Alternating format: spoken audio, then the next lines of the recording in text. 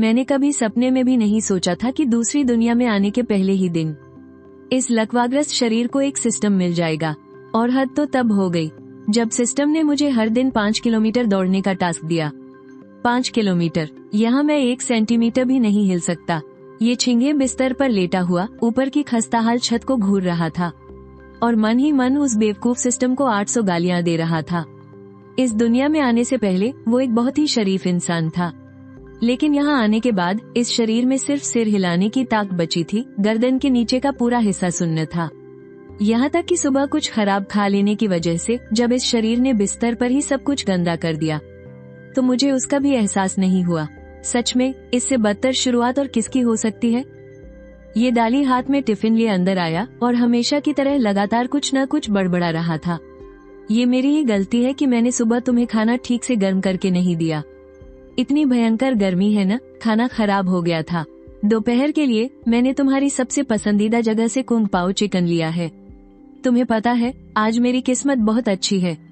मुझे लगातार डिलीवरी के ऑर्डर मिलते गए और आज सुबह सुबह ही मैंने 60 ऑर्डर पूरे कर लिए हैं। पूरे कमरे में सिर्फ उसी की आवाज गूंज रही थी और मैं एक लाश की तरह पड़ा हुआ था, बिना हिले डुले। इस शरीर की पुरानी यादों से मुझे पता चला था कि 3 साल पहले इस शरीर में अचानक कोई दिक्कत आ गई थी।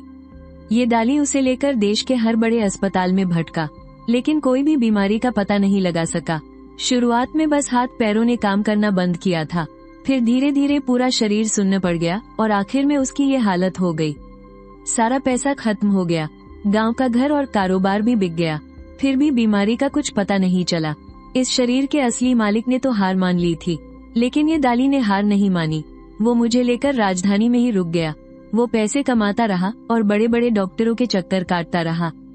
उसने जड़ी बूटी वाले वैद्यों से लेकर हर तरह के जानकारों तक को ढूंढ निकाला। अगर कोई कह देता कि इलाज मुमकिन है तो ये दाली मुझे लेकर वहाँ जरूर पहुँच जाता। इस 10 वर्ग मीटर से भी छोटे से कमरे को देखकर ही अंदाजा लगाया जा सकता था कि उन दोनों की हालत कितनी खराब हो चुकी थी। ये दाली ने मुझे खाना खिलाने के बाद उठते हुए कहा, और नहीं खाना तो चलो बचा हुआ मैं खा लेता हूँ। रात को क्या खाओगे? मैं लौटते वक्त ले आऊंगा। या फिर ऐसा करता हूँ, रात को मैं तुम्हारे लिए अपने गांव वाले बैंगन बनाऊंगा, वो तुम्हें बहुत पसंद है ना। मैंने एक शब्द भी नहीं कहा, लेकिन उसे बुरा नहीं लगा। उसने बगल में रखे बिना खाए हुए चावल को टिफिन में डाला और चम्मच से चावल को कुंग पाओ चिकन की ग्रेवी के साथ अच्छी तरह मिला लिया और बड़े बड़े निवाले भरकर खाने लगा। वो बहुत तेजी से खा रहा था। 2 मिनट भी नहीं लगे और उसने पूरा 1.5 डिब्बा चावल चट कर दिया। मैं जा रहा हूँ, अगर कोई जरूरत हो तो शाओ से मुझे कॉल करवा देना। इतना कहकर उसने अपना डिलीवरी वाला बैग उठाया, बाहर निकला और दरवाजे पर ताला लगा दिया। अपनी इलेक्ट्रिक बाइक पर सवार होकर वो उस चौल से निकल गया। मैंने सिर घुमाकर उसे जाते हुए देखा। मेरे मन में तो जैसे गालियों का तूफान उठा हुआ था। इस शरीर का असली मालिक आखिर कैसे मरा होगा? मेरी याददाश्त में इसका कोई जिक्र नहीं था, लेकिन इतना तय था कि अब अगर मैं मरना भी चाहूँ तो मेरे लिए ये मुमकिन नहीं था। जब मैं हिल ही नहीं सकता तो जान कैसे दूंगा? जीभ काटकर जान दूं क्या? तभी आवाज आई, सिस्टम पूरी तरह लोड हो चुका है। ब्यूटीफुल लाइफ सिस्टम में आपका स्वागत है। एक स्वस्थ शरीर ही किसी भी कामयाबी की असली पूंजी होता है। होस्ट, कृपया हर दिन 5 किलोमीटर दौड़ने का नियम बनाएं। 5 किलोमीटर पूरे करने पर आपको एक बार लकी ड्रॉ का मौका मिलेगा। तो चलिए शुरू हो जाइए। इस रोबोटिक आवाज को सुनने के बाद मैं तुम्हारे गुस्से के हंसने ही वाला था। अब ये सिस्टम, कुछ भी बोलने से पहले एक बार मेरी हालत तो देख ले। 5 किलोमीटर? साला, यहाँ मेरा 1 सेंटीमीटर हिलना भी किसी मेडिकल चमत्कार से कम नहीं होगा। ओए सिस्टम, क्या हम 2 मिनट बात कर सकते हैं? उफ, कुछ देर तक कोशिश करने के बाद मुझे आखिरकार यकीन हो गया है कि यह सिस्टम बिल्कुल बेवकूफ है। इससे कोई बात ही नहीं की जा सकती। इसमें तो कोई स्टार्टर पैक भी नहीं है। अगर इस सिस्टम के मिलने से पहले मैं मरना चाहता था तो अब मेरे अंदर जीने की इच्छा जाग उठी है। हर 5 किलोमीटर पर एक बार लकी ड्रॉ का मौका मिलेगा। पता नहीं कौन सी नई ताकत मिलेगी, या शायद शरीर के पूरी तरह ठीक होने का कोई मौका मिल जाए, या फिर बहुत सारा पैसा। बिना आजमाए तो मैं चैन से बैठने वाला नहीं। पर अब सबसे बड़ा सवाल ये है कि ये 5 किलोमीटर का सफर कैसे पूरा होगा? क्या मुझे खुद ही चलकर जाना होगा या फिर कोई और मुझे अपने साथ ले जाए, तब भी काम बन जाएगा? रात के 8:30 बज चुके थे। ये डाली हाथ में सब्जियां और मीट लिए घर लौटा। अंदर आते ही वो जहां का तहां हैरान खड़ा रह गया। क्योंकि प्रोजेक्टर चालू था और मैं आराम से बैठकर टीवी देख रहा था। ये डाली ने जब ये स्मार्ट स्पीकर और प्रोजेक्टर खरीदा था तो यही सोचकर खरीदा था कि मैं घर में अकेला उदास न रहूं। मेरे बस एक बार आवाज देने पर ये स्मार्ट स्पीकर प्रोजेक्टर चालू कर देता और मैं टीवी देख सकता था। यहाँ तक कि इसके जरिए मैं उसे फोन भी लगा सकता था। लेकिन इस शरीर के पिछले मालिक ने इसे कभी एक बार भी चालू नहीं किया था और न ही उसे कभी फोन लगाया था। मैंने अपनी गर्दन घुमाकर उसकी तरफ देखा और बोला, पापा आप आ गए? जल्दी से कुछ बना लीजिए न, मुझे बहुत जोरों की भूख लगी है। मेरी यह बात सुनते ही ये डाली की आंखों से छलककर आंसू बह निकले। उसने जल्दी से अपने आंसू छिपाते हुए मुस्कुराकर सिर हिलाया। हाँ बेटा, मैं अभी बनाता हूँ, बस थोड़ा सा इंतजार कर, अभी पलक झपकते ही तैयार हो जाएगा। उसे अपने चेहरे के आंसू पोंछने तक का होश नहीं रहा। उसने अपना डिलीवरी वाला बक्सा नीचे रखा, सब्जियां उठाई और दरवाजे के पास रखे उस छोटे से गैस स्टोव पर ही खाना पकाने लगा। वो नहीं जानता था कि मैं किन हालातों से गुजरा हूँ, लेकिन उसे बस इतना पता था कि उसका बच्चा अब बाहरी दुनिया से जुड़ना चाहता है। वो अब उससे बात करने के लिए तैयार है। उसके लिए इससे बढ़कर कोई और खुशी हो ही नहीं सकती थी। इस शरीर के पिछले मालिक ने कई महीनों से एक लफ्ज भी नहीं बोला था। ये डाली अकेले में न जाने कितनी बार टूटकर रोया था, लेकिन मेरे सामने उसने कभी अपना ये दर्द जाहिर नहीं होने दिया। वो स्वभाव से ज्यादा बोलने वाला इंसान बिल्कुल नहीं था, लेकिन इन पिछले कुछ महीनों में मेरे सामने उसकी बातें कभी खत्म ही नहीं होती थी। वो बस यही चाहता था कि मैं किसी तरह अपनी इस उदासी से बाहर निकलूं, उससे कुछ तो बात करूं, मुझ में थोड़ी सी तो जान नजर आए। इससे पहले उसे लगने लगा था कि उसके बेटे ने अंदर से पूरी तरह हार मान ली है। भले ही शरीर से वो जिंदा है, लेकिन उसकी रूह पूरी तरह मर चुकी है। ये डाली के हाथों में चाकू तेजी से चल रहा था और वो बीच बीच में मुड़कर खिड़की से मुझे न्यूज देखते हुए निहार रहा था। उसकी आंखों में वो खुशी साफ झलक रही थी जिसे वो चाहकर भी छिपा नहीं पा रहा था। उसे लगा कि अगर उसका बेटा बात करने लगा है और उसकी सोच में थोड़ी भी उम्मीद जगी है तो शायद उसकी बीमारी में भी सुधार आ जाए। कुछ ही देर में गर्मागर्म खाना बनकर तैयार हो गया। ये डाली हाथ में खाने की कटोरियां लिए मेरे पास आया। लो आ गया, गर्मागर्म फ्राइड बैंगन और क्रिस्पी मीट। चिंगे, मैं सच बता रहा हूँ, मैंने अभी इसे थोड़ा सा चख कर देखा था। मुझे लगता है कि आज मेरे हाथों में कुछ अलग ही जादू था। खाना बहुत ही लाजवाब बना है। उसने बैंगन का एक ऐसा टुकड़ा उठाया जिसे पहले बेसन में लपेटकर तला गया था और फिर मसाले में भुना गया था। उसे फूंक मारकर थोड़ा ठंडा किया और मेरे मुंह के पास ले आया। बेटा, थोड़ा गर्म है, जरा आराम से छोटा सा निवाला लेना। मैंने अपना मुंह खोला और एक निवाला खा लिया। बहुत स्वादिष्ट है, सच में बहुत ही लाजवाब। ये सुनकर ये डाली खुशी से अपना सिर हिलाने लगा। अच्छा लगा ना? तो फिर थोड़ा और खाओ। आज तुम्हारे पापा बहुत ज्यादा खुश हैं।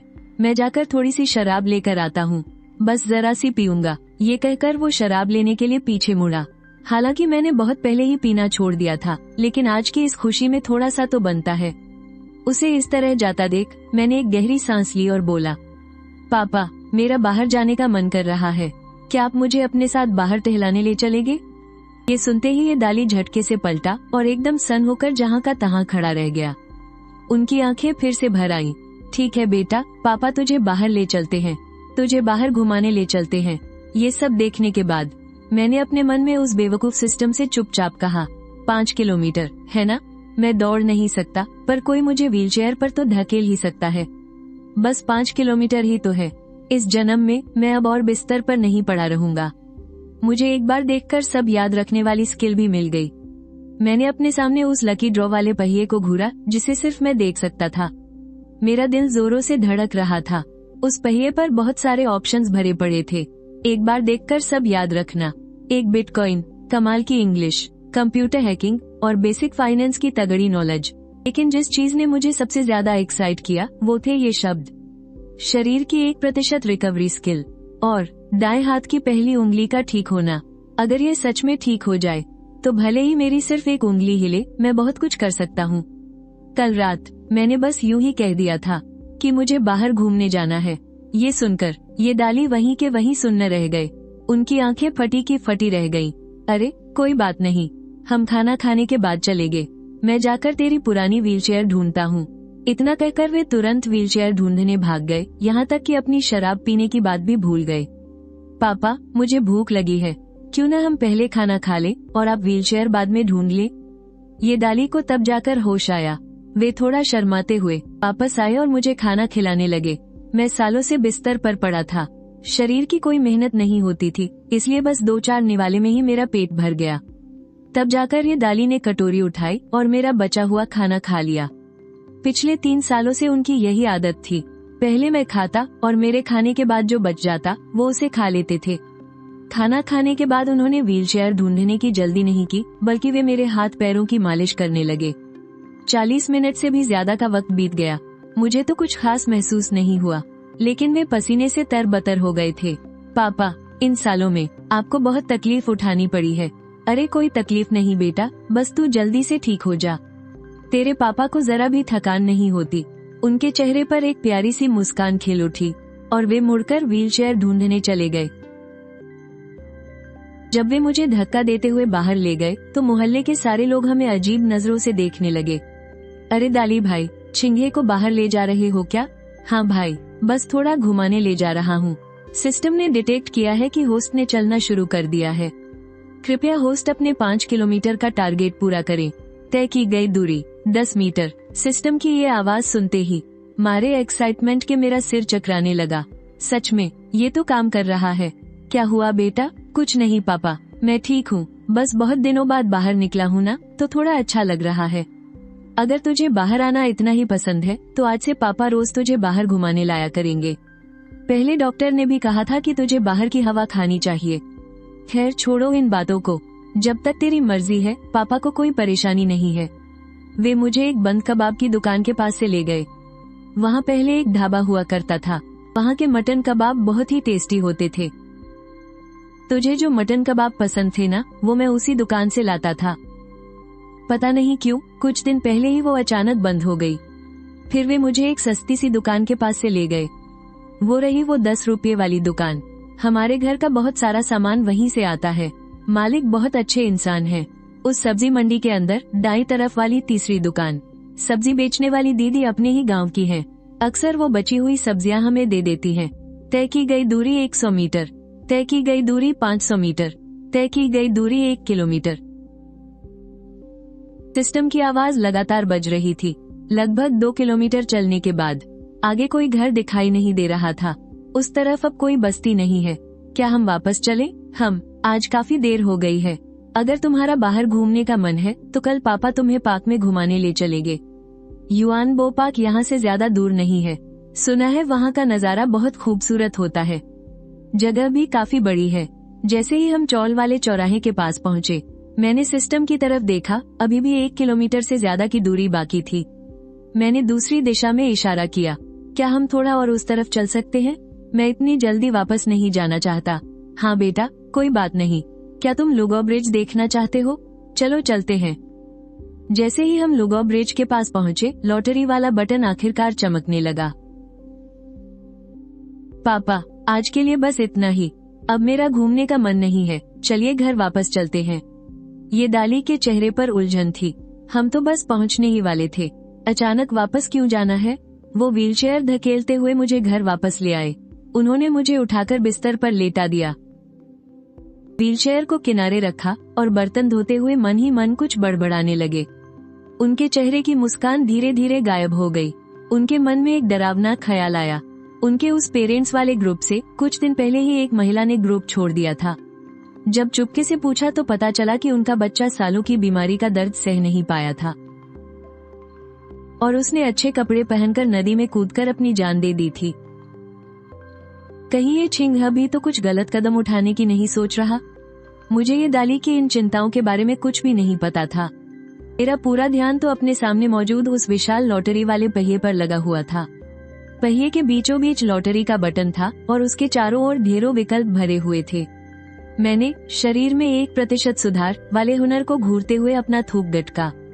मैंने अपने मन से ही लॉटरी वाले बटन को दबाया और सुई तेजी से घूमने लगी। रुक जा, रुक जा, रुक जा। लेकिन सुई शरीर में 1% सुधार वाले खाने को धीरे से पार कर गई और आगे बढ़कर फोटोग्राफिक मेमोरी पर जाकर रुक गई। मुझे इतना गुस्सा आ रहा था कि गालियां देने का मन कर रहा था। बस जरा सा ही तो चूक गया। लेकिन जब मैं थोड़ा शांत हुआ तो मुझे अचानक एहसास हुआ, ये हुनर शायद मेरी सोच से कहीं ज्यादा काम आ सकता है। मेरे पिछले जन्म की वो सारी फिल्में, गाने और कहानियाँ अब इस कभी न भूलने वाली याददाश्त की वजह से मेरे दिमाग में एकदम साफ छप चुकी हैं। मैं उन सबको इस दुनिया में ला सकता हूँ। ये डाली के लिए मेरी देखभाल करना बिल्कुल भी आसान नहीं है। मेरी बीमारी की वजह से वो कोई ऐसा काम नहीं कर पाते जो मुझसे बहुत दूर हो। उन्हें बस डिलीवरी और छोटे मोटे काम करने पड़ते हैं। उनकी कमाई का 90% हिस्सा मेरे इलाज और रिकवरी में ही खर्च हो जाता है। बचे हुए पैसों से हम दोनों का बस मुश्किल से गुजारा हो पाता है। अगर मैं इन यादों का इस्तेमाल करके पैसे कमा सकूं, तो हमारी जिंदगी सुधर सकती है और फिर ये दाली को भी इतनी मेहनत नहीं करनी पड़ेगी। सुबह के 5 बजे के करीब ये दाली चुपचाप बिस्तर से उठे। उन्होंने पहले मेरा डायपर बदला, मेरे शरीर को साफ किया और फिर बिना कोई आवाज किए घर से बाहर चले गए। मुझे इन सब बातों का कोई अंदाजा नहीं था। मुझे अपने शरीर में कुछ भी महसूस नहीं होता। जब मेरी आंख खुली तो सुबह के 9 बज चुके थे और खिड़की के पर्दे अभी भी गिरे हुए थे। ये दाली अभी तक वापस नहीं आया। शाओ आई, पर्दे खोल दो। जैसे ही धूप कमरे में आई, मैंने अपनी आंखें हल्की सी सिकोड़ ली। मौसम बहुत बढ़िया है, एकदम साफ और सुहावना, बिल्कुल मेरे भविष्य की तरह। हालांकि अभी पता नहीं कि आगे क्या होगा, लेकिन कम से कम एक उम्मीद की किरण तो है। मैं बिस्तर पर लेटा हुआ था, छत पर पड़ रहे प्रोजेक्शन को घूरते हुए मेरे दिमाग में अभी अभी पड़े हुए सवालों के जवाब तेजी से घूम रहे थे। स्टैंड टू द एंड नाम का ये शो मेरी पिछली जिंदगी में उतना मशहूर नहीं था, लेकिन इस दुनिया में ये बहुत ज्यादा लोकप्रिय लग रहा है। ये शो आपकी जानकारी का इम्तिहान लेता है और एक ही बार में सब कुछ याद कर लेने का मेरा हुनर जैसे खास इसी के लिए बना है। यो मेरे लिए स्टैंड टू द एंड खोल दो। चैलेंजर का फॉर्म भरा और अप्लाई कर दिया। सब कुछ एक ही बार में हो गया। मुझे पूरा यकीन है कि मेरा फॉर्म सिलेक्ट हो जाएगा, और वो भी मेरी इस हालत को देखते हुए। पूरा शरीर लकवाग्रस्त है, सिर्फ मेरा सिर हिल सकता है। शरीर का कोई और हिस्सा काम नहीं करता। अगर शो के डायरेक्टर का दिमाग खराब नहीं होगा तो वो पक्का मुझे ही चुनेंगे। टीवी पर मुझे इस तरह देखकर शो की टीआरपी आसमान छू लेगी। दोपहर के 3 बजने से पहले ही मुझे शो वालों का जवाब आ गया। स्टैंड टू द एंड ये कैसा शो है? तो फिर तुम इस शो को ध्यान से देखना। जीतने पर क्या मिलेगा? पैसा या कुछ और? पैसा नहीं, बल्कि इनाम, घूमने का मौका या कुछ खास चीजों का इस्तेमाल और साथ में इज्जत। फिर तो ये शो वाले बहुत कंजूस हैं, पैसे देने के नाम पर पीछे हट रहे हैं। ऐसा भी नहीं है कि पैसे बिल्कुल नहीं है। अगर मैं लगातार 3 एपिसोड जीत गया तो मुझे थिंक टैंक में 2 लाख की सालाना नौकरी मिल सकती है। अगर मैं टिका रहा तो 1 लाख, और 6 एपिसोड जीतने पर यह रकम 2 गुनी होकर 4 लाख हो जाएगी। हाँ, 4 लाख। अरे वाह, छिंगहो सच में सिलेक्ट हो गया। बॉस, मुझे अगले हफ्ते 3 दिन की छुट्टी चाहिए। क्यों? क्या छिंगहो को फिर से उस डॉक्टर के पास ले जाना है? नहीं, इस बार छिंगहो ने एक शो में हिस्सा लिया है। स्टैंड टू द एंड में उसका सिलेक्शन हो गया है। अगले बुधवार को शूटिंग के लिए जाना है। छिंगहो सच में सिलेक्ट हो गया है। मुझे उसे अगले हफ्ते जिंगलिंग लेकर जाना होगा। ये सुनकर बॉस और पास खड़ा डिलीवरी वाला दोनों हैरान रह गए। जब वो घर लौटा तो खाना बनाते हुए उसने मुझसे पूछा, क्या आज भी बाहर जाना है? हाँ, जाना है। मैं तो अब से हर रोज बाहर टहलना चाहता हूँ। मुझे तो बाहर जाना ही है। रोजाना 5 किलोमीटर चलने पर मुझे लकी ड्रॉ का एक मौका मिलेगा। क्या पता इसमें मेरा शरीर ठीक होने का इनाम निकल आए। मैं दिल से चाहता हूँ कि मैं फिर से ठीक हो जाऊँ। भले ही मैंने आज पूरा दिन पढ़ाई की है, लेकिन पूरे शरीर में सिर्फ सिर हिला पाने का ये एहसास बहुत ही तकलीफदेह है। जब हम खाना खा चुके तभी जोर से बिजली कड़की और मूसलाधार बारिश होने लगी। बारिश तो रुकने का नाम ही नहीं ले रही। लग रहा है कि आज बाहर नहीं जा पाऊंगा। आज तो पक्का गड़बड़ हो गई। ऐसा लगता है कि आज बाहर निकलना नामुमकिन है। इतनी तेज बारिश में भीगकर अगर बीमार पड़ गया तो बहुत मुसीबत हो जाएगी। हाँ, आज तो बाहर जाना मुश्किल ही लग रहा है। बीमार हो गया तो लेने के देने पड़ जाएंगे। अगर गलती से भी बीमार पड़ गया ना तो बहुत आफत आ जाएगी। चलो थोड़ा इंतजार करते हैं कि शायद बारिश रुक जाए। लेकिन अगर बीमार हुआ तो सच में बहुत बुरा फंसूंगा। मैंने अपना सिर घुमाकर खिड़की की तरफ देखा। बारिश की बूंदें शीशे से टकरा रही थीं और पानी नीचे की तरफ बह रहा था। बस ये बारिश उम्मीद से कहीं ज्यादा तेज थी। 1 घंटे से बरस रही है, लेकिन रुकने का तो नाम ही नहीं ले रही। सिस्टम को पता चला है कि खराब मौसम की वजह से आप 5 किलोमीटर का सफर पूरा नहीं कर सकते। इसलिए खास आपके लिए दिमागी सफर का फीचर चालू किया जा रहा है। अब आप अपने दिमाग के अंदर ही यह सफर तय कर सकते हैं, लेकिन इसके लिए आपको 10 गुना ज्यादा दूरी तय करनी होगी। कृपया जल्द से जल्द दिमाग के अंदर 50 किलोमीटर चलने का अपना टास्क पूरा करें। सिस्टम का ये मैसेज देखकर मैं एकदम से हैरान रह गया। मुझे लगा था कि रोजाना 5 किलोमीटर सिर्फ असल जिंदगी में ही चलना होगा। मैंने कभी नहीं सोचा था कि ये सिस्टम मेरा इतना ख्याल रखेगा, कि मुझे अपने दिमाग के अंदर ही टास्क पूरा करने का मौका दे दे। और देखते ही देखते मेरी आंखों के सामने से कमरे की छत गायब हो गई। मेरी आंखों के सामने एक चौड़ी सड़क थी और दोनों तरफ दूर तक फैले हुए पेड़ों की कतारें थीं। मैंने नीचे देखा तो हैरान रह गया। मेरे पास सच में अपना एक शरीर था। मैं खुशी के मारे वहीं खड़े खड़े तरह तरह के पोज बनाने लगा। पिछले एक दिन से मैं बस वहाँ बिस्तर पर पड़ा हुआ था, केवल अपना सिर इधर उधर घुमा सकता था। उस घुटन ने तो मुझे पागल ही कर दिया था। लेकिन अब उस खुशी के बाद मैं सड़क के किनारे किनारे चलने लगा। सिस्टम का टास्क बस एक तय दूरी तक जाना था। ये तो बताया नहीं था कि चलकर जाना है या दौड़कर, इसलिए मुझे लगा कि चलना काफी होगा। लेकिन जब मैंने सच में चलना शुरू किया तब जाकर समझ आया कि सिस्टम ने मुझे फंसा दिया है। मुझे लगा था कि दिमाग के अंदर चलने फिरने से कोई थकान नहीं होती, लेकिन असल में यहाँ मुझे अपने शरीर के हर एक हिस्से में दर्द महसूस हो रहा था। चलते वक्त पैरों के जमीन पर पड़ने से होने वाला झटका महसूस हो रहा था।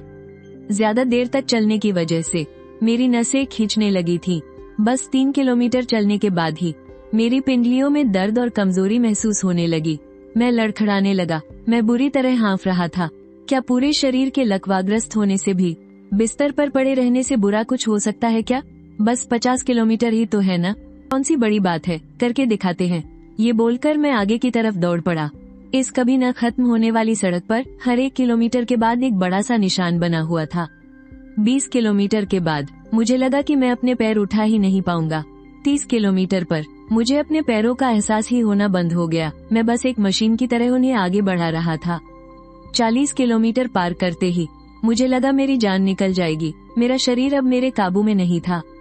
सांस लेते हुए ऐसा लग रहा था जैसे सीने में आग जल रही हो। शरीर का हर एक कोना दर्द कर रहा था। मेरा दिमाग भी सुन्न होने लगा था।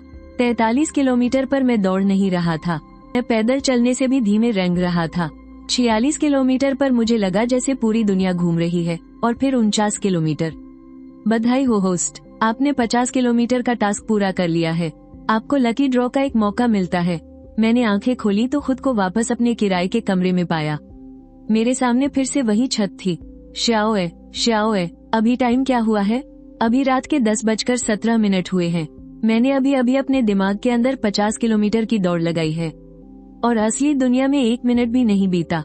ये तो गजब है। असली दुनिया में समय ही नहीं बीता। वाह रे सिस्टम, मान गए। असली दुनिया में समय नहीं बीता, सच में कमाल का सिस्टम है। मैंने अपने सामने आए उस लकी ड्रॉ वाले पहिए को घूर कर देखा। उस पहिए पर मेरे शरीर को ठीक करने वाले वो विकल्प अभी भी मौजूद थे। इनाम, लकी ड्रॉ। इस बार लकी ड्रॉ के विकल्पों को देखकर मैंने एक चीज नोटिस की। पिछली बार से ज्यादा विकल्प शरीर को ठीक करने वाले थे। जैसे जैसे सुई की रफ्तार धीमी पड़ने लगी, मेरी तो सांस ही अटक गई थी। बस थोड़ा सा और। उस सुई को अपने लक्ष्य के करीब आता देख मेरे मुंह से अचानक आवाज निकल गई और आखिरकार मेरी उम्मीद के मुताबिक वो सुई खिसकते खिसकते मेरे दाएं हाथ की तर्जनी उंगली ठीक करने वाले विकल्प पर आकर रुक गई। चलो, आखिरकार मेरे ठीक होने की थोड़ी सी उम्मीद तो जगी। उधर बाहर ये दाली जो झुककर अपने हाथों से नाली साफ कर रहा था, एकदम से चौंक गया। ये दाली तुरंत उठा और वापस मुड़ा। दरवाजा धकेलते ही ये दाली की नजर मुझ पर पड़ी जो बिस्तर पर लेटा था। मैं खुशी के मारे इतना हंस रहा था कि मेरी आंखों से आंसू छलक पड़े थे। वो घबराकर तेजी से मेरे पास आया और बिस्तर के पास घुटनों के बल बैठकर पूछने लगा, चिंगहे, क्या हुआ तुझे? दायां हाथ।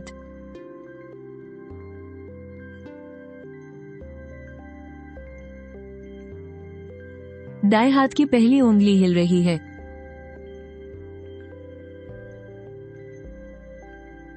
सच में? क्या सच में? जरा हिलाकर तो दिखाओ, मुझे देखने दो। लाओ, एक बार फिर से हिलाना, पापा को देखने दो। ये दाली मुझसे कहीं ज्यादा भावुक हो गए थे। उन्होंने तुरंत मेरा हाथ पकड़ लिया और मुझे उंगली हिलाने को कहा। जब उन्होंने देखा कि उंगली सच में मेरे कंट्रोल में है और थोड़ी थोड़ी हिल रही है, तो 40 साल का वो हट्टा कट्टा आदमी एक बच्चे की तरह फूट फूट कर रोने लगा। हा। पिछले 3 सालों में उन्होंने अपना खून पसीना एक कर दिया था, घर की सारी जमा पूंजी लगा दी थी। ना जाने कितने ही डॉक्टरों और ढोंगियों के चक्कर काटे और अनगिनत अस्पतालों के धक्के खाए। हर मुमकिन कोशिश कर ली थी। उन्हें तो लगने लगा था कि उनका ये सुंदर और नौजवान बेटा अब जिंदगी भर बिस्तर पर ही पड़ा रहेगा, लेकिन अब अचानक एक उम्मीद की किरण नजर आ रही थी। वो सच में बहुत खुश थे। पापा, इन 3 सालों में आपने बहुत तकलीफ उठाई है। कोई तकलीफ नहीं बेटा, कोई तकलीफ नहीं। बस तू एक बार ठीक हो जा। इसके लिए मुझे कितनी भी मुसीबतें क्यों ना झेलनी पड़े, तेरे पापा को कोई थकान नहीं होगी। बेटा, हम अस्पताल चलेंगे। हम अभी के अभी अस्पताल चलेंगे। उन डॉक्टरों को दिखाएंगे, देखेंगे कि क्या तेरी तबीयत में सुधार हो रहा है, क्या अब तेरा इलाज मुमकिन है। पापा, पहले वो कह रहे थे कि बीमारी समझ नहीं आ रही, दुनिया भर के इलाज करने पर कुछ नहीं हुआ। अब जब सुधार दिख रहा है तो वो जरूर पता लगा लेंगे कि वजह क्या है। चल, हम अभी चलते हैं। पापा। हाँ? अरे, क्या हुआ? अब बहुत रात हो चुकी है, अस्पताल के डॉक्टर भी घर चले गए होंगे। और वैसे भी बाहर जोरों की बारिश हो रही है, हम चाह कर भी नहीं जा सकते। इसमें इतनी कोई जल्दी नहीं है। अब जब मेरी तबीयत में सुधार हो ही रहा है, तो क्या पता मैं धीरे धीरे अपने आप ही ठीक हो जाऊं। अस्पताल जाने की कोई जल्दी नहीं है, और वैसे भी वहां जाना बेकार ही होगा। जब वो पहले कुछ पता नहीं लगा पाए, तो अब भी उन्हें कुछ समझ नहीं आएगा।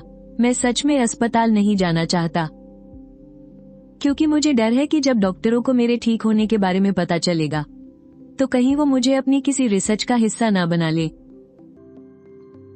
हाँ, बिल्कुल सही। अभी तो हम नहीं जा सकते। कल हम चिंगहो अस्पताल चलेंगे, लेकिन हमें जाना तो पड़ेगा ही। अब जब सुधार हो रहा है तो हमें एक बार डॉक्टरों को जरूर दिखाना चाहिए। क्या पता अब कोई रास्ता निकल आए। हो सकता है कि पहले जो इलाज हुए थे उन्हीं का असर अब दिखने लगा हो। लेकिन ये दाली ऐसा बिल्कुल नहीं मानते थे। भले ही पहले वाले डॉक्टर कोई वजह ना ढूंढ पाए हो और न ही मुझे ठीक कर पाए हो, फिर भी वो लोग ही सबसे बड़े एक्सपर्ट थे। यही कहते हुए ये दाली ने पुराने स्पेशलिस्ट का नंबर निकाला और उसे कॉल लगा दी। ये दाली को देखकर जिस उत्साह के साथ वो फोन पर डॉक्टर को मेरी उंगली हिलने के बारे में बता रहे थे, मुझे समझ आ गया था कि अब इस बात को टाला नहीं जा सकता। कॉल खत्म होने के बाद बिस्तर पर चुपचाप लेटे मुझे देखकर वो बोले, पैसों की तुम बिल्कुल चिंता मत करो। इन कुछ महीनों में हमने ज्यादा कुछ खर्च नहीं किया है, मैंने फिर भी थोड़े पैसे बचा लिए हैं। बस तेरी तबीयत ठीक हो जाए, पापा रात को जाकर कैब भी चला लेंगे। पापा अभी जवान हैं, बहुत काम कर सकते हैं, ये दाली ने मुस्कुराते हुए कहा। उनकी इन बातों से मेरा दिल बहुत भर आया। पापा अभी जवान हैं, 40 के पार हो गए हैं, पर उम्र से बहुत ज्यादा बूढ़े लगने लगे हैं। कम से कम 10 साल बड़े दिखते हैं। पैसों के लिए better to the end show वालों ने कहा है कि अगर मैं 3 एपिसोड तक अपनी जगह बचाए रख सका तो मुझे 20 लाख रुपए का सालाना पैकेज मिल जाएगा, और अगर 6 एपिसोड तक टिका रहा तो ये रकम दोगुनी होकर 40 लाख हो जाएगी। शायद इस वक्त यही वो अकेला तरीका है जिससे मैं सबसे जल्दी पैसे कमा सकता हूँ। मुझे हर हाल में ये पैसे जीतने ही होंगे। अगले दिन सुबह सुबह ये दाली ने मुझे गोद में उठाया और व्हीलचेयर पर बिठा दिया। मुझे धक्का लगाते हुए आंगन से बाहर ले गए और 1 घंटे से ज्यादा का सफर तय करके हम 301 अस्पताल पहुँच गए। मेरी हालत में सुधार देखकर डॉक्टर ने पहले मुझे अपनी उंगलियां हिलाने को कहा। जब उन्हें यकीन हो गया कि ये दाली का कोई वहम नहीं है, तो उन्होंने मुझे कई सारे टेस्ट करवाने के लिए भेज दिया। ये पक्का एक बहुत अच्छा संकेत है, लेकिन कुछ टेस्ट की रिपोर्ट शायद आज नहीं मिल पाएगी। हमें रिपोर्ट आने तक इंतजार करना होगा। इसके अलावा आपको अच्छे से याद करना होगा कि इस दौरान रिकवरी के लिए आपने इसे खाने में क्या क्या दिया है। हमें ये जानना बहुत जरूरी है कि आखिर किस वजह से इसमें सुधार के इतने साफ लक्षण दिखने लगे हैं। इससे हमें इसकी बीमारी को बेहतर ढंग से समझने और इलाज करने में बहुत मदद मिलेगी। ये डाली जो पैसे लाया था वो सारे टेस्ट की रसीदों में खर्च हो गए। देखिए, आप लोगों की हालत मैं अच्छे से जानता हूँ। मैंने आपसे पहले भी कहा था कि अगर आप लोग हमारा साथ देने को तैयार हैं और इस बीमारी पर रिसर्च करने में हमारी मदद करते हैं तो रिसर्च के नाम पर मैं आप लोगों को कुछ पैसे दिला सकता हूँ। इससे इन सारे टेस्ट और इलाज के खर्च में भी आपको भारी छूट मिल जाएगी। डॉक्टर साहब, आपकी इस दरियादिली के लिए बहुत बहुत शुक्रिया, लेकिन हम ये नहीं कर सकते क्योंकि मैं जानता हूँ कि मैं कैसे ठीक हो रहा हूँ। ये डॉक्टर चाहे मेरे टुकड़े टुकड़े करके भी देख ले, मुझे पक्का यकीन है कि इनके हाथ कुछ नहीं लगेगा। और वैसे भी मैं कोई लैब का चूहा नहीं बनना चाहता, बिल्कुल नहीं। तुम एक बार फिर से सोच लो, छिंगे। ये डाली का मन थोड़ा डोल गया था। इन डॉक्टर साहब ने पहले भी ये बात कही थी, कुछ और डॉक्टरों ने भी ऐसा ही कहा था, लेकिन मैं कभी राजी नहीं हुआ। पापा, मुझे घर जाना है। डॉक्टर साहब, मैं इसे समझाता हूँ। डॉक्टर साहब, मैं इसे फिर से समझा कर देखूंगा। कल मैं इसे अच्छे से समझाऊंगा। इधर आओ, जब कल रिपोर्ट आ जाएगी तब मैं फिर से आऊंगा। ठीक है, कल मिलते हैं। इतना कहकर उन्होंने मेरी व्हीलचेयर घुमाई और मुझे वहाँ से ले गए। घर पहुंचकर ये दाली मुझे लगातार समझाते रहे, लेकिन मैंने एक भी बात का जवाब नहीं दिया। इस बात से ये दाली बहुत झुंझला गए। उनके वहाँ से जाने के बाद मैंने देखा कि मेरे पास लकी ड्रॉ के कुछ एक्स्ट्रा चांस पड़े हैं। मैंने बिना कुछ सोचे स्पिन करने का फैसला किया। हमारे किराए के कमरे से अस्पताल की दूरी 5 किलोमीटर से भी ज्यादा थी। मैंने ये कभी नहीं सोचा था कि बस या मेट्रो में सफर करने को भी ये सिस्टम उन 5 किलोमीटर में जोड़ लेगा। व्हील का कांटा तेजी से घूमने लगा और एक एक करके सारे इनामों के ऊपर से गुजरने लगा। फिर उसकी रफ्तार धीरे धीरे कम होने लगी और एक ऐसे इनाम पर जाकर रुका जिसके बारे में मैंने सपने में भी नहीं सोचा था। मजबूत शरीर, लेवल 39, मैजिक कार्ड, 10 लाख सोने के सिक्के पर आकर वो रुक गया। मेरे जैसा इंसान जिसका पूरा शरीर लकवाग्रस्त हो, उसके लिए मैथ्स एक्सपर्ट बनने का क्या फायदा। मैथ्स एक्सपर्ट एक्टिवेट हो गया है। अब से गणित की किसी भी मुश्किल से मुश्किल पहेली के सामने तुम्हें हमेशा अगले कदम का इशारा मिल ही जाता है। पर लगता है इसका कोई फायदा नहीं हुआ। एक मौका बेकार चला गया। मैंने वक्त देखा, दोपहर के 1:30 बज रहे थे। मैंने शियाओ से कंप्यूटर चालू करने को कहा और एक आखिरी लड़ाई के सवाल हल करने लगा। यह इस बात पर तय था कि क्या मैं थोड़े ही समय में 2 लाख की सालाना पगार पा सकूंगा। काम को तो संजीदगी से लेना ही होगा। 2:30 बजे यह दाली घर वापस आया। कैसा लग रहा है बेटा? क्या आज तुम्हें अपने शरीर में कुछ सुधार महसूस हो रहा है? पापा, अगर इतनी जल्दी सुधार हो जाता तो मैं कुछ ही दिनों में अपने पैरों पर खड़ा होकर दौड़ने लगता। हा हा हा हा हा हा हा। लगता है मैं ही कुछ ज्यादा उतावला हो गया था। वो क्या है ना, इतनी मुश्किल से तो थोड़ी उम्मीद की किरण दिखी है। कोई बात नहीं, धीरे धीरे ही सही। कोई जल्दी नहीं है, बस थोड़ा थोड़ा करके सुधार होना चाहिए। सच में मैं ही ज्यादा उतावला हो रहा हूँ। ये दाली अपना सिर खुजलाते हुए जोर से हंस पड़ा। इस मामले में वो सचमुच कुछ ज्यादा ही उतावला हो गया था। खाना खाने के बाद ये दाली अपनी इलेक्ट्रिक स्कूटी लेकर तुरंत फिर से काम पर निकल गया। मेरे ठीक होने की उम्मीद जो जग गई थी, इसलिए अब उसमें गजब का जोश भर गया था। मैंने 1 घंटे तक पढ़ाई की और ऊपर से अभी खाना भी खाया था, इसलिए अब मेरा मन और सवाल हल करने का नहीं कर रहा था। क्या गणित से जुड़ा कोई सवाल है? मैं इंटरनेट पर बस यूं ही कुछ ना कुछ देख रहा था, तभी मदद मांगने वाली एक पोस्ट ने मेरा ध्यान खींचा और मैंने उसे खोल लिया। मदद की गुहार। क्या यहाँ गणित का कोई उस्ताद है? WeChat ID 1234566789। गणित से जुड़ी एक परेशानी है। तो क्या मेरी गणित के उस्ताद वाली यह खूबी यहाँ मेरे काम आ सकती है? 2 पर जब मैंने सवाल देखा तो समझ आया कि यह कोई छोटे बच्चों वाला सवाल बिल्कुल नहीं है। ये भला क्या मुसीबत है? पर कमाल की बात तो ये थी कि जैसे जैसे मैं इन सवालों को पढ़ता गया, मेरे दिमाग में खुद ब खुद इस सवाल को हल करने का अगला कदम आता गया। वैसे भी मेरे पास कोई खास काम तो था नहीं, इसलिए मैंने उस मदद वाली पोस्ट के नीचे आईडी शिनशिंग 20230879 से अपना जवाब लिख दिया। ये पोस्ट काफी वायरल हो रही थी। जैसे ही मैंने अपना जवाब पोस्ट किया, तुरंत ही नीचे किसी का रिप्लाई आ गया। यूजर 121440 ने लिखा, वैसे तो मुझे इसमें से कुछ भी समझ नहीं आया, पर तुमने काफी लंबा चौड़ा लिखा है।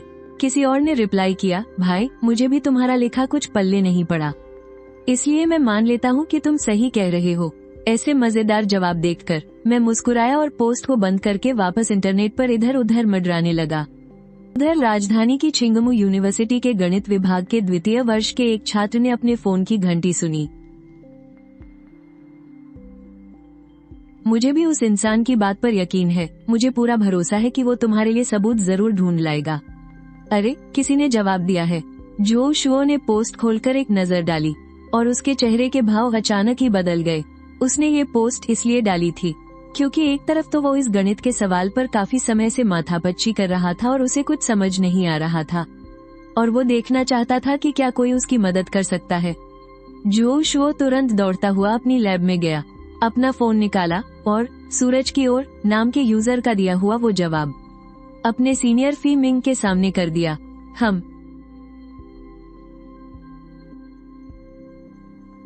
जो शुओ, तुम ये सब इंटरनेट पर कैसे डाल सकते हो? और तुमने इसमें हमारे सवाल सुझाने का पूरा तरीका भी लिख दिया है। तुम्हें अंदाजा भी है कि इसका क्या अंजाम हो सकता है?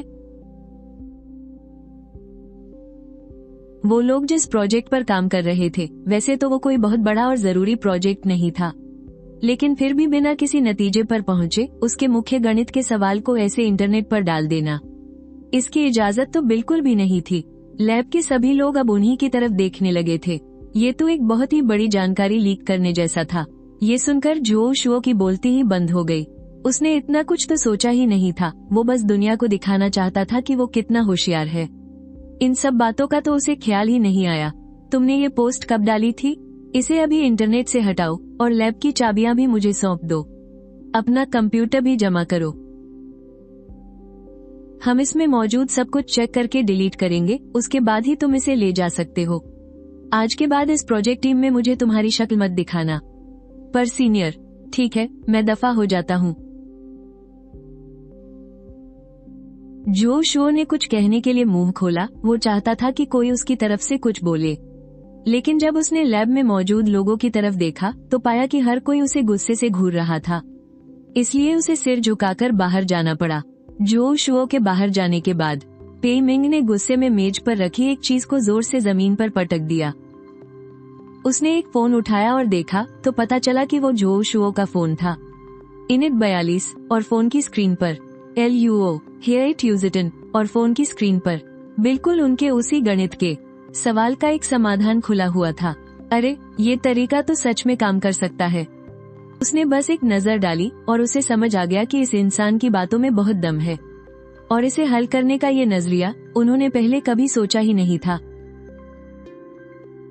सूरज की ओर स्टेप 2 फार्च कॉन्डेल solution solution TX equal to प्रश्नवाचक चिन्ह। लाओ सुन, जरा यहाँ आना। क्या हुआ? A equal to I equal to PA। हम इस तरीके से एक बार हिसाब लगाकर देखते हैं। 3 घंटे बाद लैब में मौजूद पेई मिंग और लाओ सुन दोनों के चेहरों पर भारी खुशी झलक रही थी।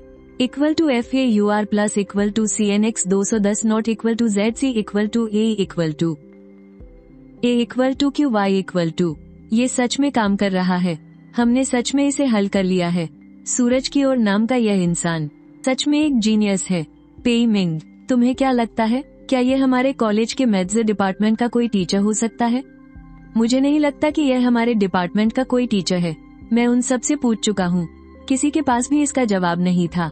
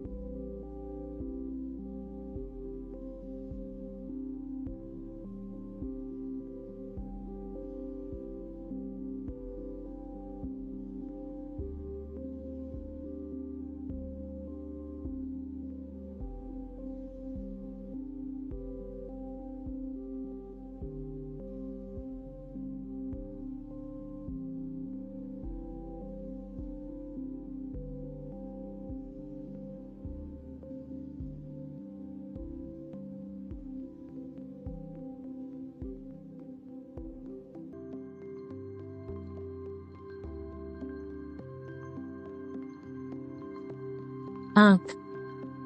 Q3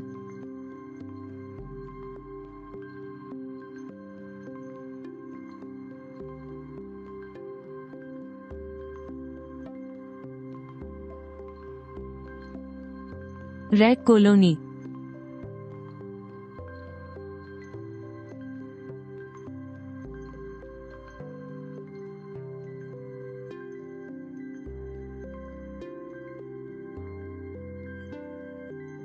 मैंने सपने में भी नहीं सोचा था कि पूरी तरह से लकवाग्रस्त होने के बावजूद मेरे अंदर एक नाजुक सुंदरी जैसी चमक होगी। जो भी मुझे देखता है वो रो रो कर बाल्टियां भर देता है। तुम्हें ये सब सच में कैसे पता है?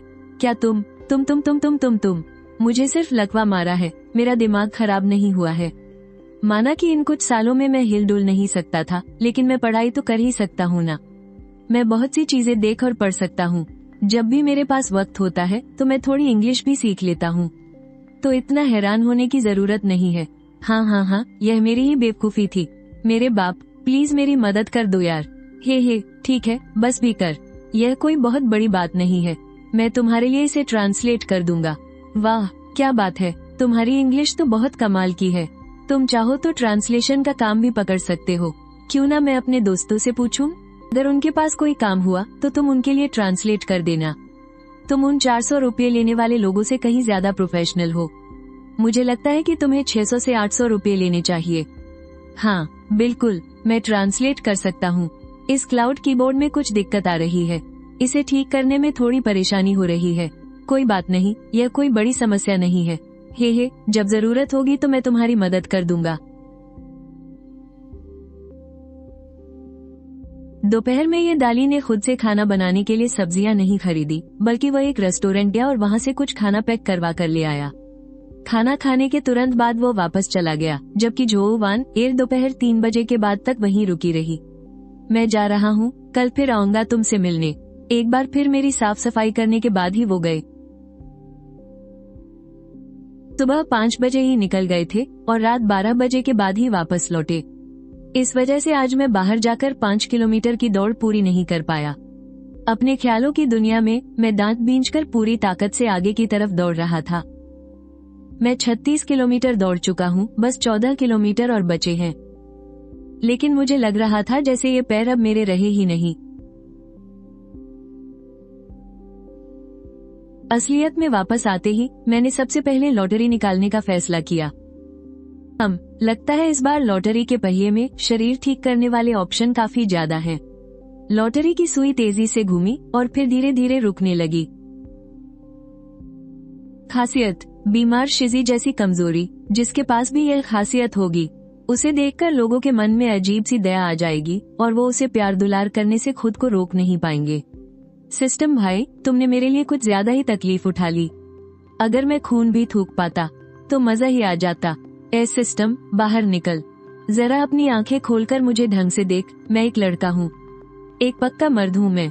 क्या मुझे इस तरह की लड़कियों वाली कमजोरी देना सही है? ये छिंगे, उम्र 19 साल, शरीर की हालत गर्दन से ऊपर। उफ। सिस्टम पर लिखी ये जानकारी देखकर मेरे पास बोलने को कुछ बचा ही नहीं था। ये दाली बहुत देर से घर लौटे। जब वो आए तो रोज की तरह ही उन्होंने लाइट नहीं जलाई, बस मोबाइल की हल्की सी रोशनी में अंधेरे में ही हाथ मुंह धोया और मुझे साफ करने की तैयारी करने लगे। लेकिन जैसे ही वो मेरे बिस्तर के पास आए, मुझे देखते ही न जाने क्यों अचानक उनका दिल पसीज गया। मेरा बेचारा छिंगे। पता नहीं क्यों आज जब वो वापस आए और मुझे आंखें बंद करके सोते हुए देखा तो मेरी उस कमजोर हालत ने उन्हें अंदर तक झकझोर कर रख दिया। पापा ही किसी काम के नहीं है बेटा। काश तुम्हारे पापा के पास बहुत सारे पैसे होते तो शायद मैं तुम्हें कब का ठीक करवा चुका होता। तुम स्कूल जा पाते, तुम्हारा भी कोई प्यार होता, तुम भी लड़कियों के पीछे भागते, खुलकर अपनी जिंदगी जीते। वो मुझे जितना देखते उतना ही खुद को कोसने लगते। उनकी आंखों में आंसू छलकने लगे थे। तभी मेरी आंख खुल गई। मैंने देखा कि ये दाली वहीं खड़े थे और उनकी आंखें नम थीं। पापा, आप आ गए? क्या हुआ, आप रो क्यों रहे हैं? कुछ नहीं बेटा, बस अचानक लगा कि मैंने तुम्हारे साथ बहुत बुरा किया है। तुम्हारे पापा ही किसी लायक नहीं है। अचानक ये सब क्यों कह रहे हो? मुझे कभी नहीं लगा कि आप किसी काम के नहीं हो पापा। अगर आप न होते तो शायद मैं कब का। लेकिन मैं अपने ऊपर छाई उस बीमार शिजी वाली कमजोरी को भूल गया था। तब जाकर मुझे कल लॉटरी में मिली उस मुसीबत की याद आई। क्या सच में इसका असर इतना भयानक है? अब मैं क्या करूं? मैंने अपना चेहरा घुमा लिया ताकि वो मुझे देख न पाए, और सच मानिए ये तरकीब काम कर गई। ये डाली झट से शांत हो गए। आज मुझे ये क्या हो गया था? मैं इतनी जल्दी रोने कैसे लगा? अगले दिन सुबह सुबह दरवाजे की घंटी बजी। ये डाली झटपट उठे। उन्होंने मेरी तरफ एक नजर डाली और उनका दिल फिर से बैठ गया। मेरा बेचारा छिंगे, क्या पता पिछले 2 दिनों से मुझे ऐसे ख्याल क्यों आ रहे हैं। मैं जो 3 सालों से अपाहिज पड़ा था, सिस्टम ने मुझे लिंदायु जैसी कमजोरी दे दी थी। लेकिन मुझे अच्छी तरह पता था मैं तो बस एक बड़े धमाके की तैयारी कर रहा हूँ। सुबह 11:40 पर जो वानर का फोन आया। ये छिंगे, जाग रहे हो क्या? मैंने अपने कॉलेज में तुम्हारे लिए एक ट्रांसलेशन का काम लिया है। ये भी कंप्यूटर से ही जुड़ा है। 500 रुपये मिलेंगे। कल दोपहर मेरी क्लास खत्म होने तक देना है। मैं तुमसे मिलने आऊंगी, ठीक है? 500 रुपये भी तो पैसे ही होते हैं, मैं भला क्यों मना करूंगा। दोपहर में ये दाली मुझे खाना खिलाने वापस आए, लेकिन मुझे देखते ही, खासकर मेरा चेहरा देखकर, उन्हें अपने आप ही बहुत दुख होने लगा। चलो मुंह खोलो, पहले ऐसा क्यों नहीं था और अब अचानक ऐसा क्यों हो गया? पापा, आज रात आपको जल्दी वापस आने की कोई जरूरत नहीं है। जो वानर ने कहा है कि वो दोपहर में क्लास खत्म होने के बाद आएगी। क्या आज जो वानर की क्लास नहीं है? वो यहाँ क्यों आ रही है? मैंने शनिवार को उसके लिए एक इंग्लिश आर्टिकल ट्रांसलेट किया था। उसने कहा कि इसके लिए तो पैसे देकर किसी को ढूंढना पड़ता है, इसलिए उसने अपने कॉलेज में मेरे लिए एक ट्रांसलेशन का काम ढूंढ लिया। एक आर्टिकल के 500 रुपये। तुमने जो वानर के लिए ट्रांसलेशन किया? हालांकि ये छिंगे की इंग्लिश स्कूल के दिनों में ठीक ठाक थी, लेकिन जो वानर तो कॉलेज की स्टूडेंट है। कॉलेज और हाई स्कूल की इंग्लिश क्या एक जैसी हो सकती है? जो हाई स्कूल भी पास नहीं कर पाया, वो भला एक कॉलेज स्टूडेंट के लिए ट्रांसलेशन कैसे कर सकता है? कहीं ऐसा तो नहीं कि जो वानर हमारी मदद करना चाहती हो, लेकिन उसे सीधे पैसे देना ठीक न लगा हो? शायद इसीलिए उसने ये तरीका निकाला है। भले ही मैं हिल डुल नहीं सकता, लेकिन मुझे पढ़ने में कोई दिक्कत नहीं है। इन सालों में मैंने खुद ही पढ़कर बहुत कुछ सीखा है। इंग्लिश में मेरी पकड़ काफी अच्छी है।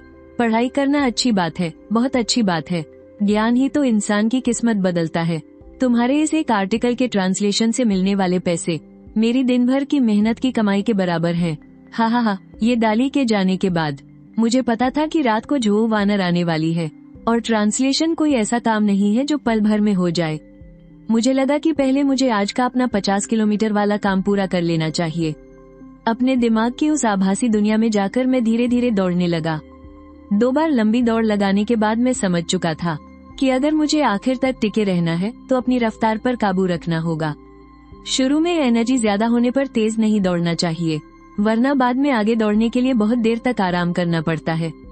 जब मैंने 50 किलोमीटर पूरे किए तो मैं फिर से बुरी तरह थक कर चूर हो गया और मेरा जरा भी हिलने का मन नहीं कर रहा था। मुझे जो वानर के आने का इंतजार करना चाहिए और उससे कहना चाहिए कि मेरे साथ 5 किलोमीटर दौड़े। मुझे यह वाला ऑप्शन नहीं चुनना चाहिए था। ये बेकार सी मिमिक्री वाली स्किल क्यों चुन ली मैंने? ये छिंगे निराशा से अपना सिर हिलाने लगा।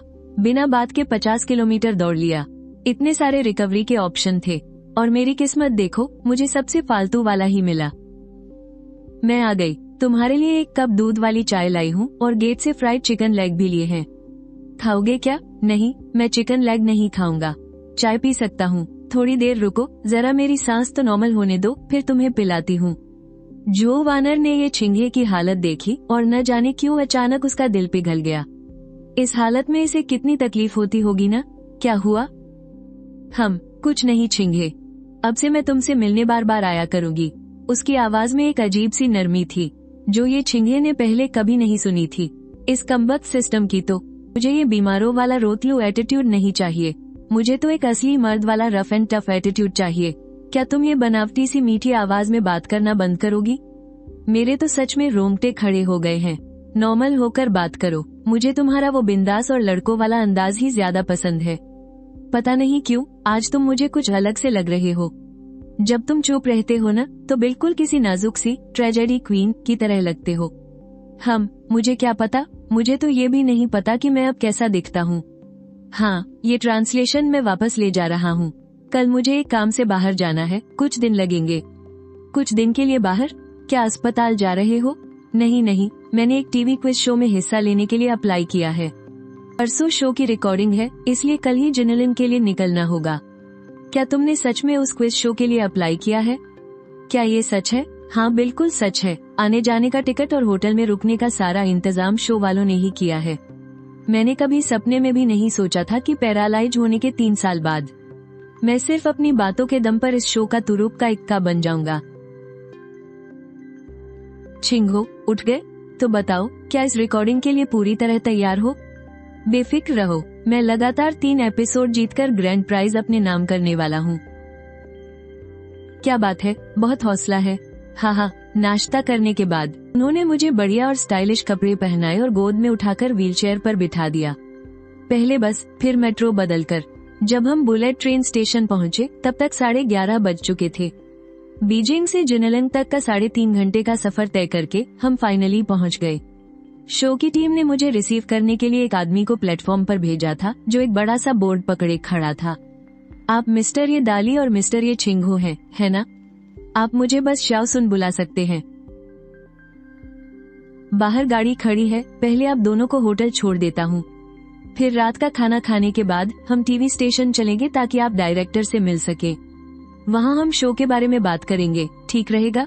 मुझसे बात करते हुए वो बार बार मुझे घूरने से खुद को रोक नहीं पा रहा था। क्या आप लोग पहले कभी जिनेलिन आए हैं? हाँ, पहले यहाँ इलाज के लिए आ चुके हैं। वो देखिए, वो हमारा टीवी स्टेशन है और उसी के ठीक बगल वाली बिल्डिंग आपका होटल है। शाओ सुन हमें टीवी स्टेशन ले गया। उधर प्रोड्यूसर झाओ छिंगयांग ने दरवाजे पर दस्तक सुनी और वो खुशी से खड़े हो गए। उन्होंने आगे बढ़कर हाथ मिलाना चाहा। माफ कीजिएगा, पर मैं आपसे हाथ नहीं मिला सकता। उन्हें अचानक अपनी गलती का एहसास हुआ। अरे रे, मेरी गलती। फिर उन्होंने मेरे पीछे खड़े ये दाली से हाथ मिलाया। हमारे शो में आपका बहुत बहुत स्वागत है। मैं कब से आपके आने का इंतजार कर रहा था। अरे, आप कुछ ज्यादा ही तारीफ कर रहे हैं। आपकी इस शारीरिक स्थिति के साथ किसी टीवी शो में आना, यकीन मानिए, ये एक बहुत बड़ी खबर बनेगी। आप तो हमारे इस एपिसोड की टीआरपी की गारंटी बन जाएंगे। मैंने पहले भी आपके शो के कई एपिसोड देखे हैं, मुझे ये काफी पसंद है। इसीलिए मैंने सोचा कि क्यों न एक बार कोशिश की जाए। हम सबसे पहले आपकी जनरल नॉलेज का टेस्ट लेना चाहेंगे। वो मुझे स्टूडियो के अंदर ले गए, ठीक उस जगह जहाँ कंटेस्टेंट्स खड़े होते हैं। छिंगो, आपकी किस विषय में ज्यादा पकड़ है? देखा जाए तो मुझे लगभग सभी विषयों की अच्छी जानकारी है। इतिहास हो, संस्कृति हो या फिर विज्ञान, मैंने सब कुछ थोड़ा थोड़ा पढ़ा है। झाओ छिंगयांग को लगा कि मैं कुछ ज्यादा ही हवा में बातें कर रहा हूँ। मेरे पास वक्त ही वक्त होता है और मैं कुछ और कर भी नहीं सकता, इसलिए हर दिन बस तरह तरह की किताबें पढ़ता रहता हूँ। इसी वजह से मेरी नॉलेज थोड़ी मिक्स है और मुझे चीजें याद भी जल्दी हो जाती हैं। मेरी ये बातें सुनकर झाओ छिंगयांग को एहसास हुआ कि उन्हें मेरे बारे में ऐसा नहीं सोचना चाहिए था। कितना प्यारा बच्चा है, इसकी ये हालत देखकर ही तरस आता है। स्टूडियो में मौजूद बाकी लोगों ने भी जब मुझे देखा तो उनका दिल भी पसीज गया और वो भावुक हो उठे। तभी बड़ी स्क्रीन पर सवाल आने लगे। इतिहास में कितने लोगों को चैंपियन मार्क्विस की उपाधि दी गई थी? Option A 1, option B 2, option C 3 या ऑप्शन डी 4? मैं ऑप्शन डी चुनूंगा, यानी 4। Oh, option A, option B, option C, option A और डी। मुझसे कुल 30 सवाल पूछे गए थे और मैंने बिना एक भी पल गंवाए हर सवाल का सटीक जवाब दिया। क्या इसके तो हाथ पैर भी काम नहीं करते न? मानना पड़ेगा, इस ये छिंगो में सच में बहुत टैलेंट है। टेस्ट खत्म होने के बाद मेरी नॉलेज देखकर झाओ छिंगयांग सच में काफी इम्प्रेस हो गए थे। एक ऐसा मरीज जिसका पूरा शरीर पैरालाइज्ड है, जो सिर्फ अपना सिर हिला सकता है, वो अपनी इस हालत में भी लगातार पढ़ाई कर रहा है। ये कितनी इंस्पायरिंग कहानी है। अगर तुम लगातार कुछ एपिसोड्स जीत गए तो शो के लिए ये एक बहुत ही यादगार पल बन जाएगा। कमाल कर दिया छिंगे, तुम तो सच में मेरी उम्मीदों से कहीं आगे निकले। ये कहते हुए वो फिर से मुझसे हाथ मिलाने के लिए आगे बढ़ा, लेकिन करीब आते ही उसे अपनी भूल का एहसास हुआ और झेपते हुए उसने अपना हाथ वापस खींच लिया। अरे कोई बात नहीं, सच कहूं तो तुम मुझे ये भूलने पर मजबूर कर देते हो कि तुम्हारा शरीर काम नहीं करता।